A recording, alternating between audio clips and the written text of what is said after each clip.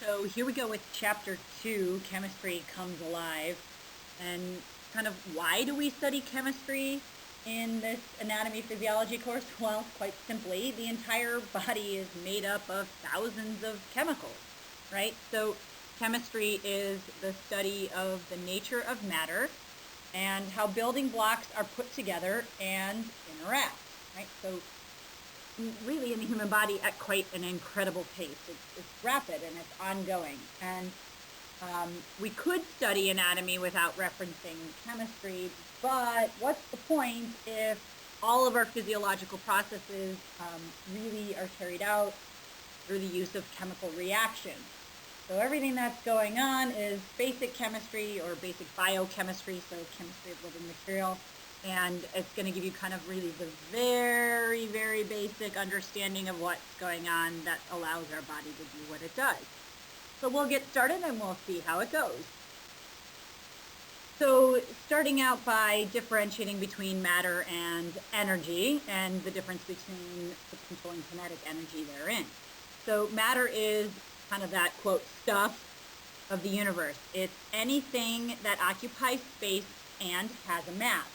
I think in your printout it says weight, and that would be incorrect. So cross out weight and make sure you understand that it's mass. Now, usually we consider mass to be the same as weight, which is why it's easy to use those terms interchangeably. But mass of an object is equal to the amount of matter in the object. And it's going to remain constant regardless of where the object is. Right?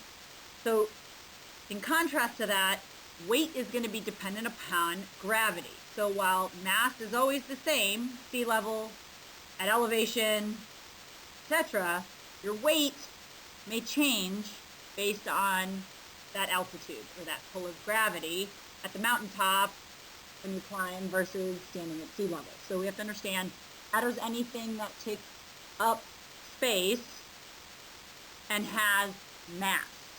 Right? So that way it doesn't matter where the object is. Okay? We have solids, liquids, and gases, and we have examples of each, right? Solid is bone, right? Definite shape and volume. Liquids like blood, definite volume, but they conform to the shape of their container. And then gas has neither definite shape nor definite volume, and that would be like the air that we breathe. Right? So we have all three states in the human body, and we refer to it in terms of mass. Energy is a little less of a tangible concept, right? Because it doesn't have mass, it doesn't take up space, and really it's about the effect on matter. So energy is our capacity to do work, or really kind of the idea of taking matter and putting it into motion. Greater the work, the more energy used. Right? There's two different states for energy. The first is kinetic, which is your energy in action. Okay, so that which is in motion. And we're doing that work by movement of atoms or movement of an object. And our potential energy is our stored energy. It's inactive energy that has the possibility to eventually do work. Right? So it's got that possibility or that potential to do work, but it isn't presently doing that. Okay?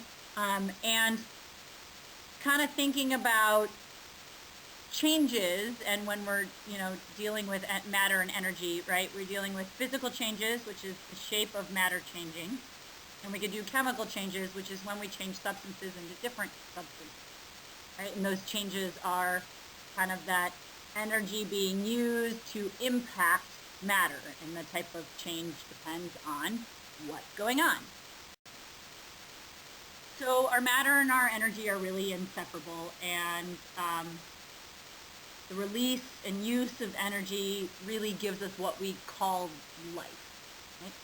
But that energy comes in a variety of forms used by the body to do its work.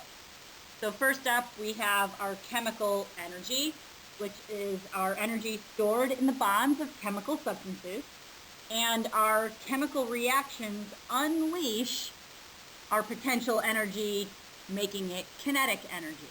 Right? So it's that changeover from I might do work to becoming energy in action. Example of this is breaking down of food substances.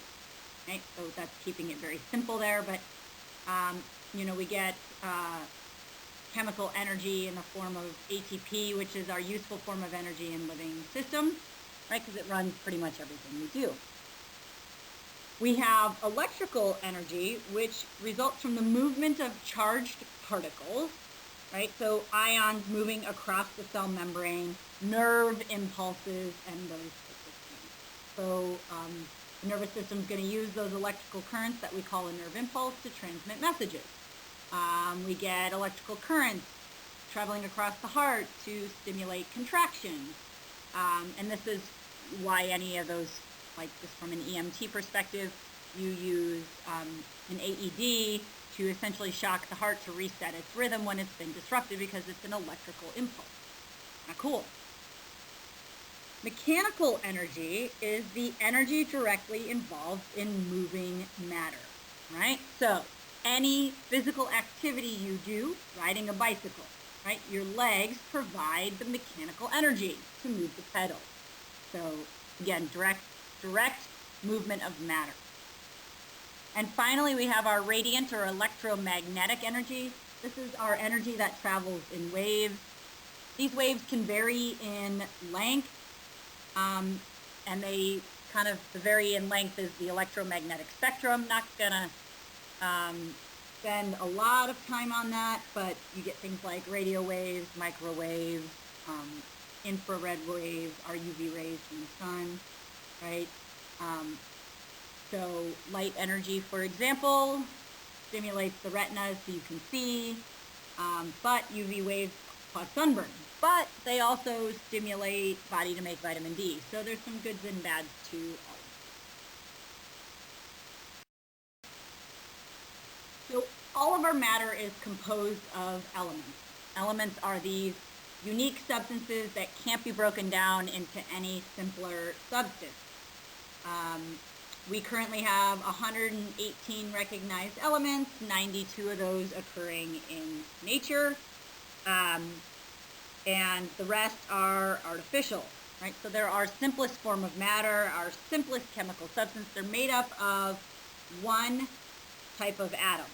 And as you can see, our atoms are our smallest unit of an element. And the properties of an element really kind of depend on the structure of the atom. And we'll talk about that a little bit more. But we have 4 main elements that make up more than 95-ish% of body mass. So oxygen, hydrogen, nitrogen, and carbon. 20 others are kind of present in trace amounts. Some things like sodium or chlorine are also present. So that's, kind of with elements, we have the majority of 4 elements available. And each element is composed essentially of identical particles, right? With these atoms that we're talking about. And we'll talk about that again in a little bit later slide. Just getting some basic definitions. A couple other definitions to be aware of: the molecule. So that's the chemical bonding of 2 or more like atoms, so same elements together, oftentimes.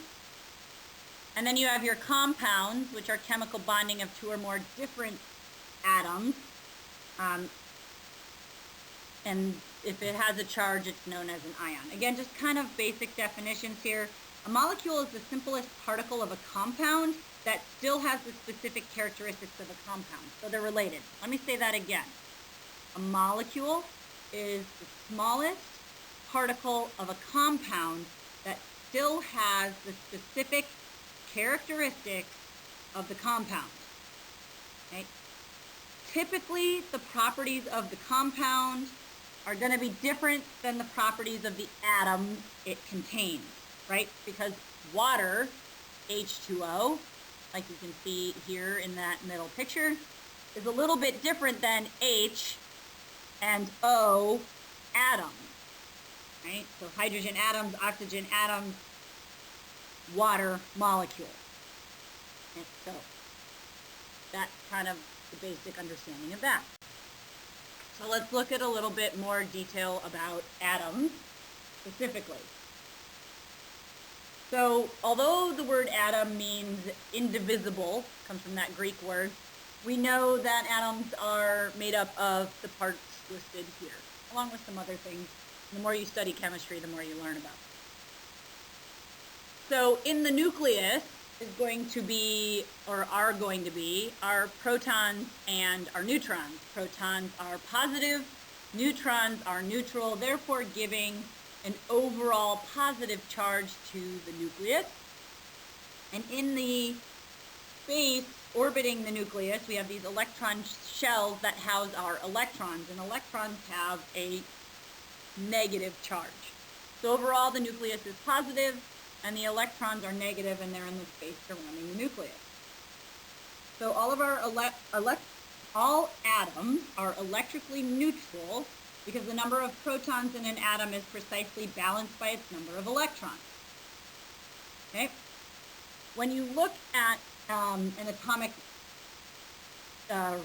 periodic table of elements, and you look at one element, you get the element name and the element symbol, and then you get the atomic number and the atomic mass, and those are different.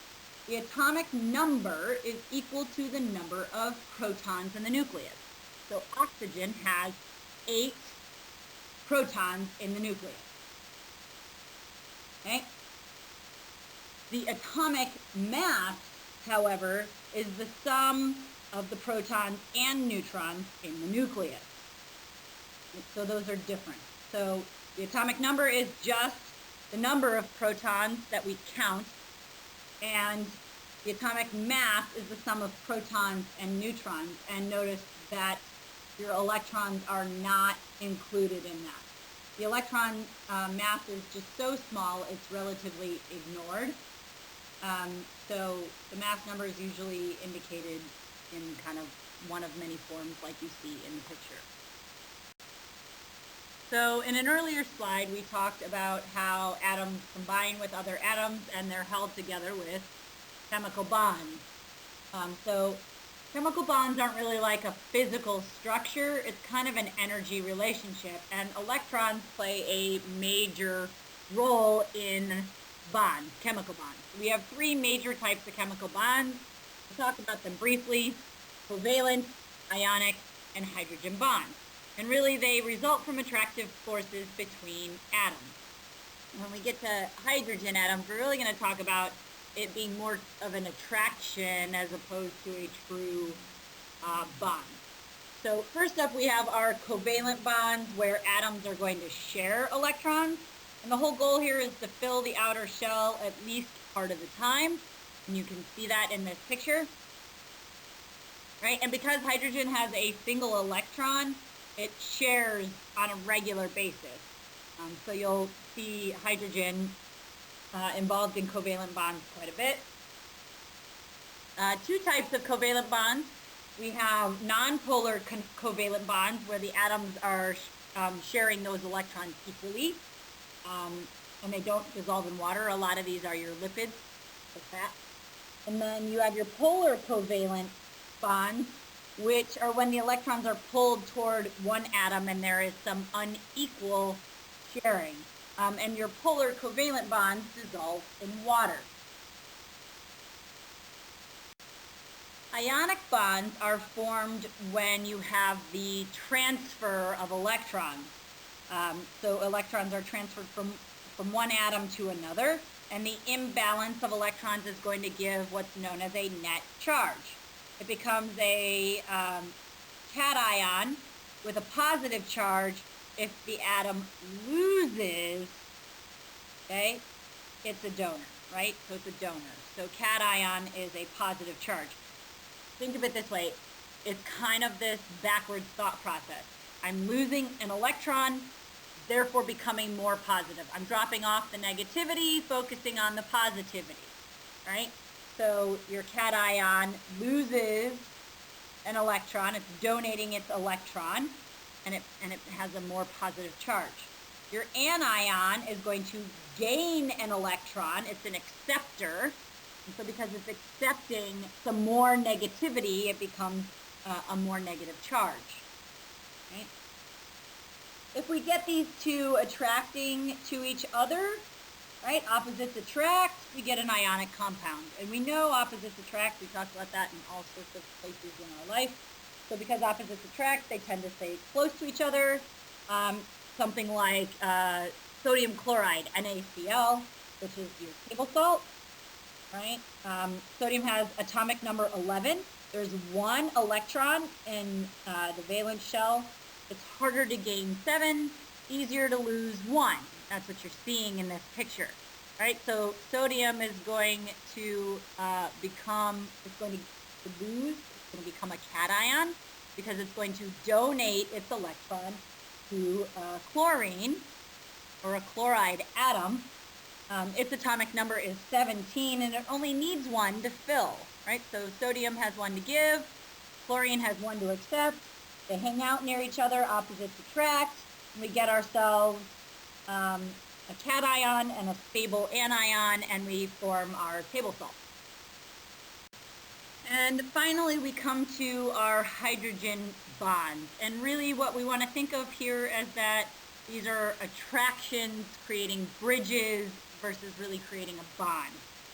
So we have a bond between electropositive, so low attraction, electropositive, low attraction, and electronegative, high attraction, ends of molecules, right? So our bond is between a low and a high. It's an attraction quality, and it's formed mostly in your polar covalent molecules, and it helps to maintain structure of large molecules. So hydrogen bonds are really, again, thinking about those like an attraction, right? Kind of friendly. They're attracted. Things that are electron hungry, so there's a bridge between them. Especially you see that a lot with water, right? Slightly negative oxygen atoms of one molecule attract slightly positive atoms of others, and hydrogen bonding is responsible for that clinging property of water surface tension.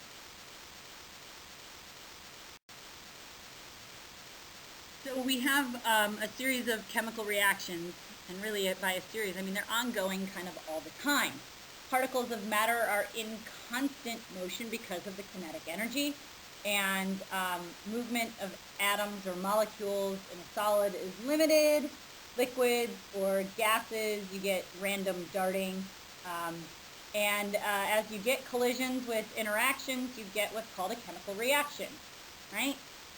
And chemical reactions are going to occur anytime bonds form, they rearrange, or they're broken. And we have two parts to kind of a chemical reaction. You have your number and kind of interacting substances, the reactants. They're going to react to one another.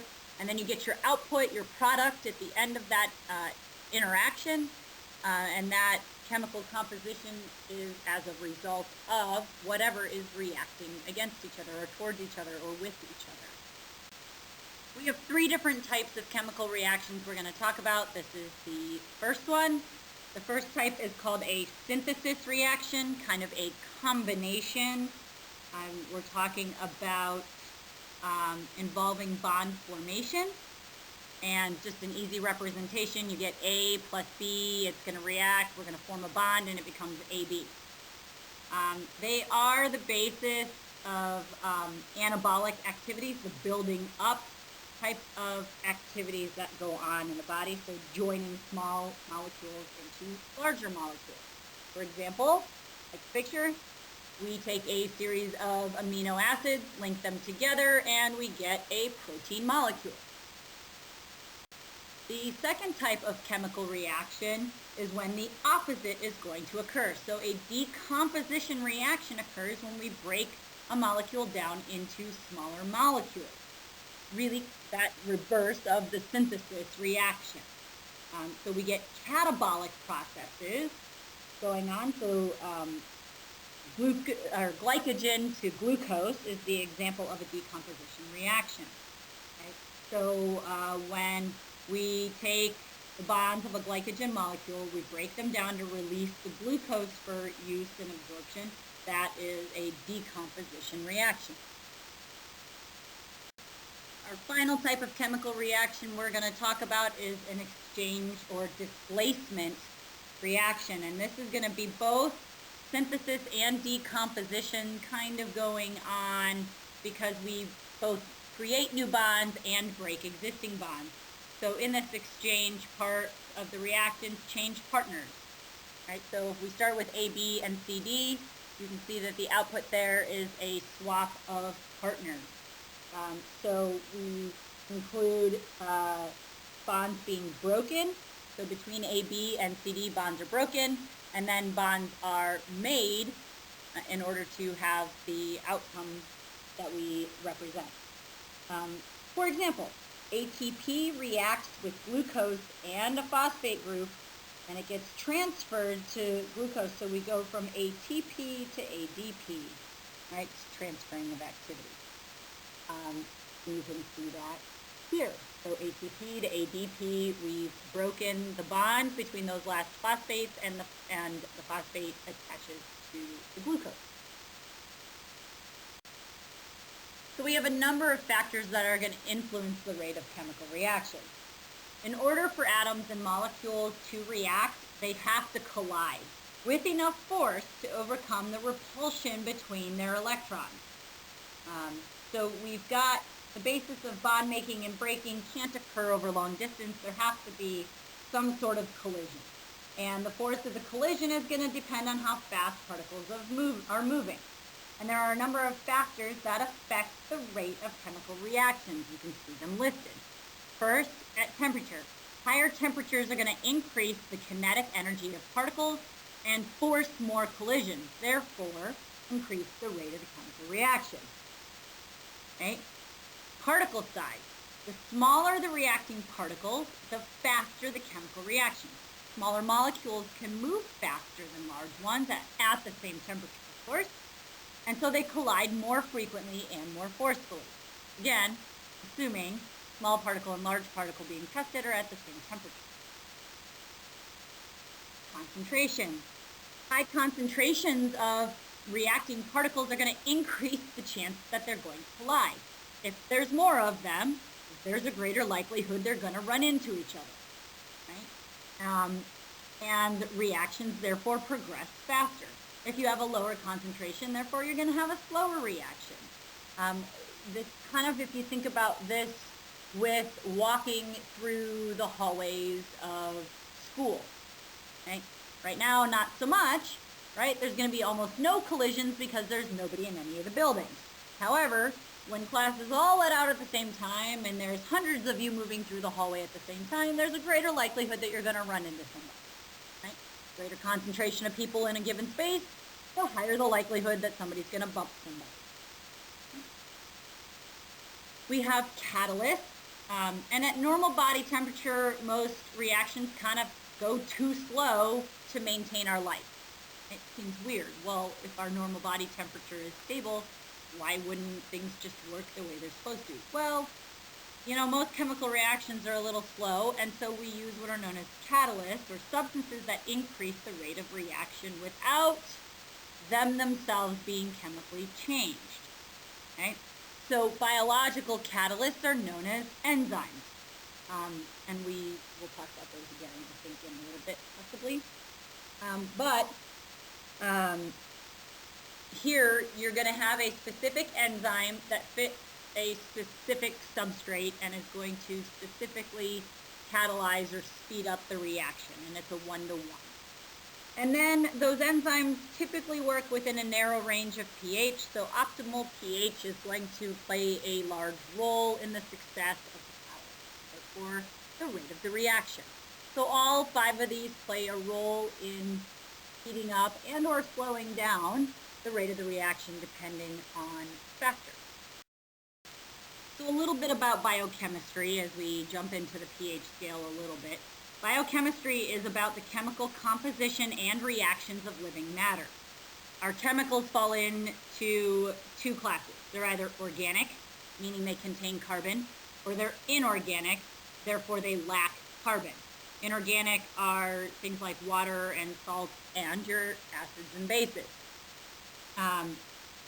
So there are a couple exceptions. Carbon dioxide and carbon monoxide contain carbon but are inorganic, but the rest of it is relatively straightforward. If it contains carbon, it's organic. If it doesn't, it's inorganic.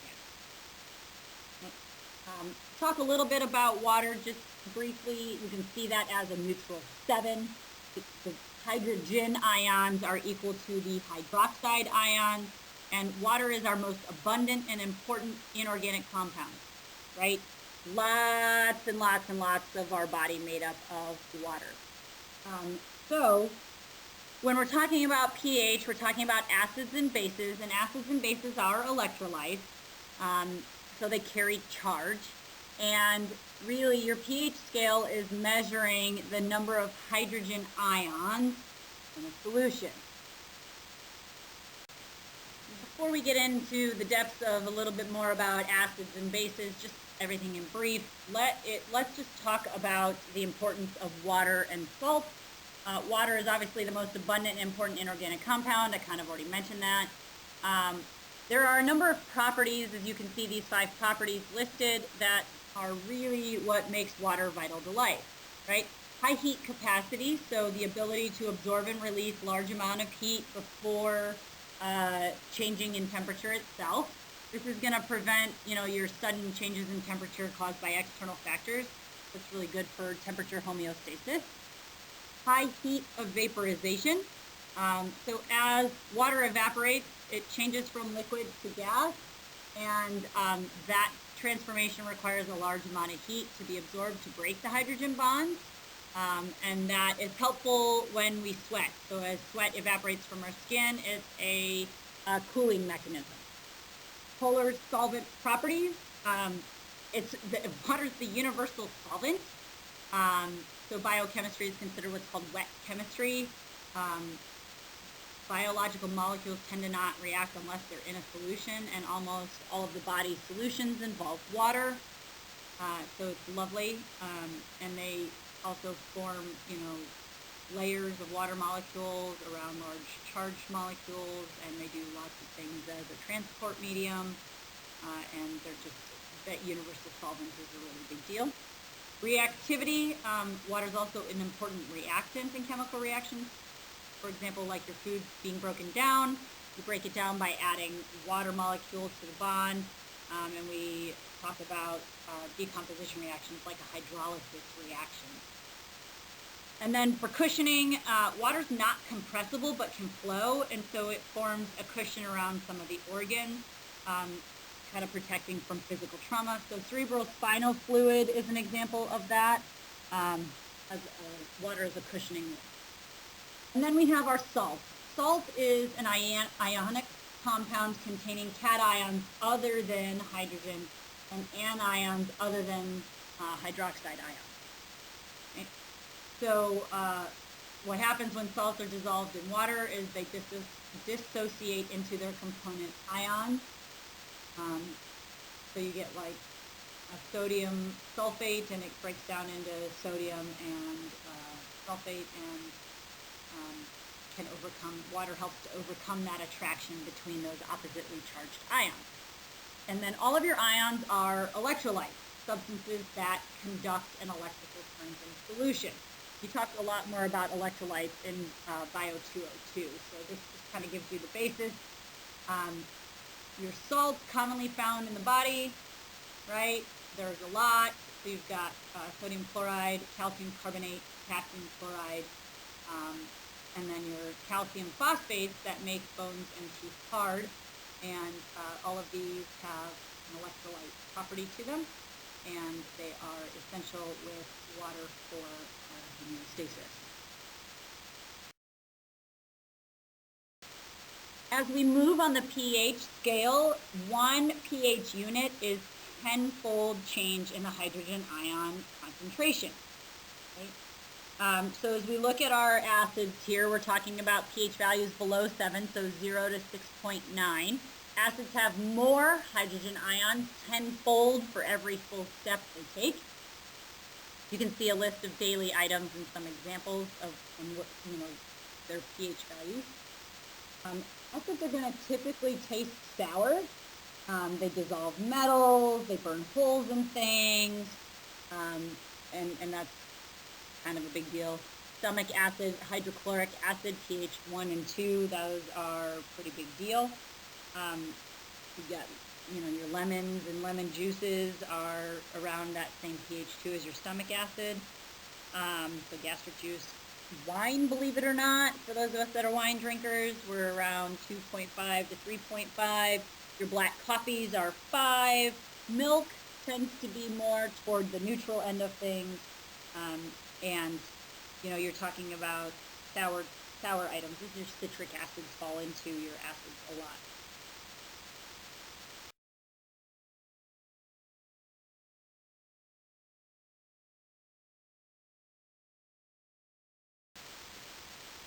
On the other side of the pH scale, we're talking about substances with values above 7. Bases are going to have more hydroxide ions. They're kind of bitter, poisonous, slippery, and they're proton acceptors. And you can see on here the list of examples of bases. And so I said above 7 and I said below 7, so you have to remember that at 7, your pH is going to be equal to the pOH. And that's really it for this. In our last stretch here, we're going to talk about organic or carbon-based compounds, and we're going to talk about 5 important organic compounds in the body that all contain carbon. So all living things contain molecules of carbon covalently bonded with many other elements. And so why is carbon such an important building block in the body? Well, carbon matters because it's electroneutral. It never loses or gains electrons, and it always shares. So with 4 valence shell electrons, carbon forms 4 covalent bonds with other carbon and other elements. So it forms a unique shape for specific roles. So it allows for quite a bit of flexibility in how it can be designed for success. That electroneutral and that never losing or gaining electrons and always sharing is why it has become kind of the building blocks for life. So we'll start with carbohydrates or hydrated carbon in a 2-to-1 ratio. So 1 carbon, 2 hydrogen, 1 oxygen. With that hydrogen and that oxygen in it, you get it equal to some water. The larger the carbohydrate, the less soluble it will be. Its number 1 function is fuel for energy, but classified by these 3 sizes and therefore solubility. First up, you have your monosaccharides, which are your simple sugars. It's a 1 sugar chain. They contain anywhere from 3 to 7 carbons. The 5 carbon and 6 carbon sugars are the most important to us. 5 carbon sugar being deoxyribose, kind of important, and ribose, which are found in your nucleic acids. Glucose is a 6 carbon chain, and that relates to your blood sugar.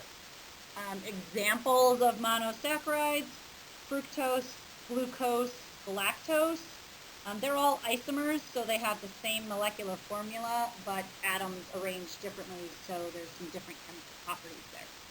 Okay, so monosaccharides are 5 and 6 are most important to us. Glucose, 6 carbon, ribose and deoxyribose, 5 carbon chains. Fructose is a 6 carbon chain.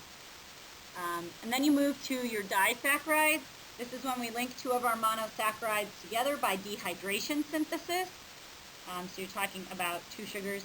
When you get to disaccharides, they can't transport through the cell membrane, so they get hydrolyzed to a monosaccharide and then absorbed. So we start with things like table sugar, which is sucrose, which you can see in that picture. So that's a glucose and a fructose linked together. Both glucose and fructose are monosaccharides. We have milk, which is lactose, which is a combination of a glucose with a galactose. And then we have malt sugar or maltose, which is two glucose linked together. Again, these can't be transported through the membrane, so they're broken down and absorbed in the digestive. Then finally, you have your polysaccharides, which are multiple glucose chains or many sugars linked together. This is really more the storage form of sugar, and they lack sweetness. So there are some polymers of glucose. Glycogen is what we store for animal storage in skeletal muscle, and it's used by skeletal muscle. And then liver cells, which used to maintain blood sugar. And then starches in plant storage. For example, cellulose, which is an undigestible type of polysaccharide, but it provides bulk or fiber to help us move feces through the colon. So your polysaccharide, your starch in plant storage, cellulose itself, we don't digest, but it helps to move our feces along. It's kind of still important. You can see an example of a starch at the bottom of that picture. Our lipids are all insoluble in water. They provide energy, and truly the most efficient energy provision, protection, and insulation.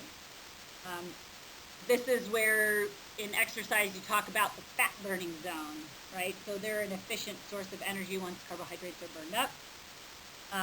There's a compact form of stored energy, and when they are oxidized, it's like getting a nice rush.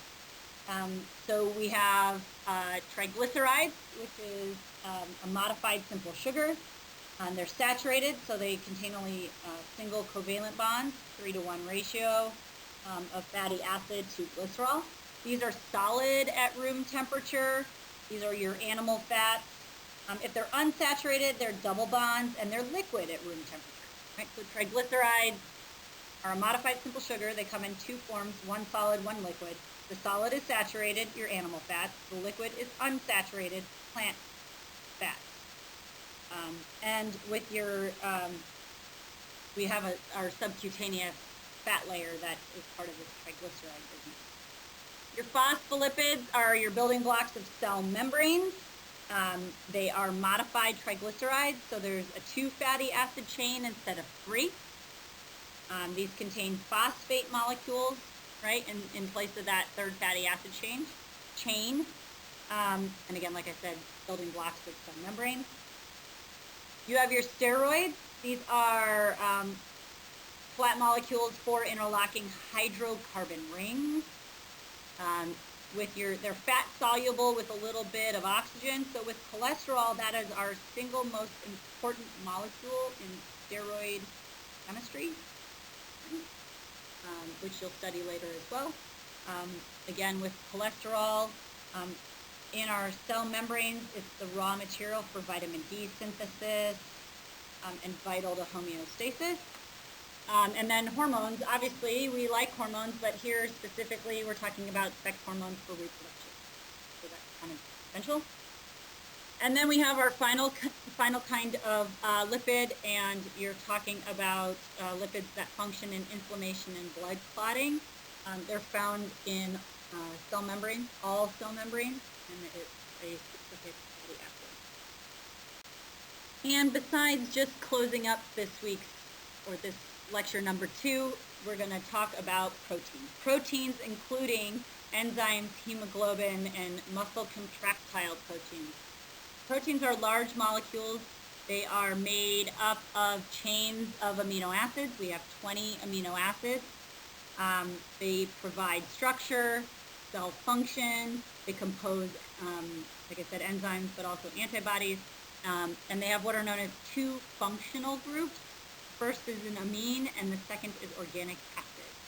So it can be acid or base as well. You have nucleic acids, I know proteins we said were large molecules, but nucleic acid is the largest. This is your DNA and your RNA.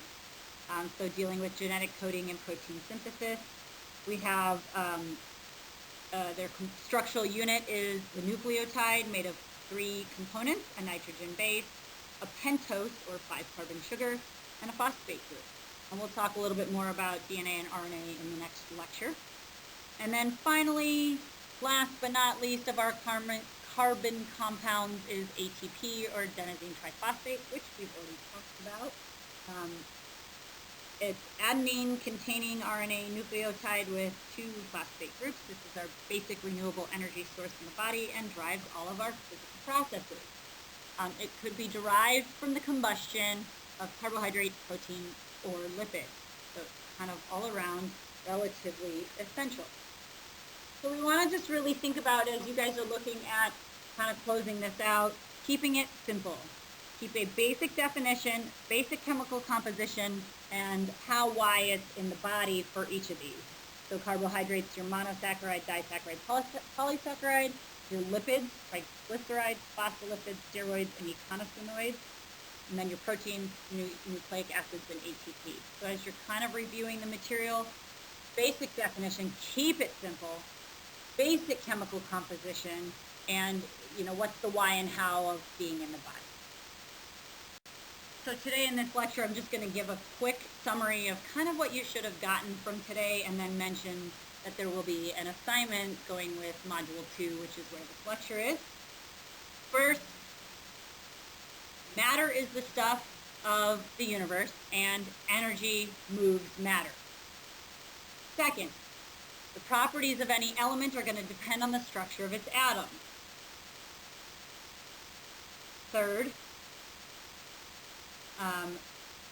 we have bonds, 3 types of bonds, right, that are involved in the chemical process of making molecules, compounds. Okay. Fourth, chemical reactions occur anytime electrons are shared, gained, or lost. And there are a number of factors that influence the rate of those chemical reactions.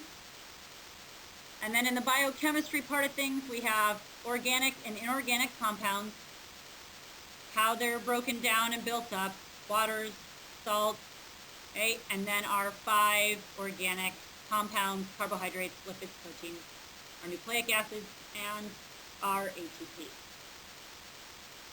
So now, kind of thinking about that, obviously your textbook has a lot of in-depth material, but I definitely have covered everything that's on your quiz.